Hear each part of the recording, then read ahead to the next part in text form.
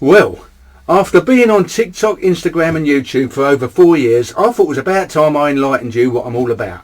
Because I'm English, made in England, born in a place called Whitechapel, which makes me a Cockney apparently, which I don't broadcast, but I think my accent gives it away a bit. And I worked there for a period, and I lived there for a while, and then I became a fish market porter in Billingsgate, London, just along the road from this lovely bridge. And then I went on to be a shoe tree maker for John Lodge of London, which makes shoes for the rich and famous, and I became an apprentice shoe tree maker in Soho. And then I went on to do all sorts of other things, and then I moved. And I've had such a good time. And all of it stems from being English. Because everything in this country I love. I love the way, after the war, when I was a little un, there was this thing called the Bulldog Spirit, where people just rose above their tragedy, loss, poverty and deprivation. Everyone's still speaking to everyone else, everyone's friends, and everyone's got a sense of humour.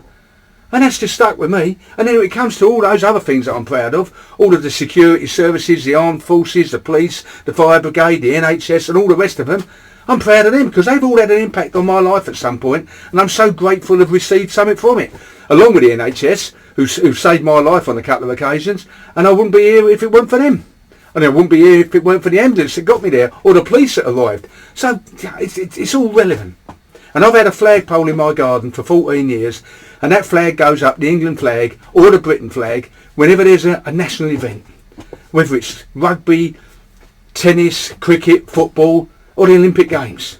I'm so proud of being me in this country. Absolutely love it.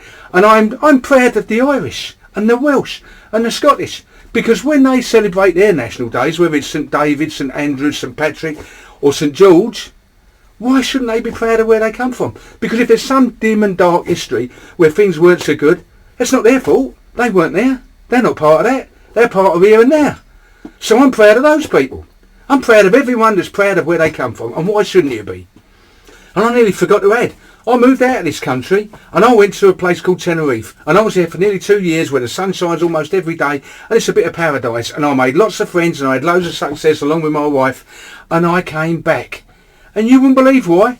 I missed here. I missed the weather, the people, the sense of humour, my friends and things that are familiar, even the food. Anyhow, I've got to go. I'll see you later.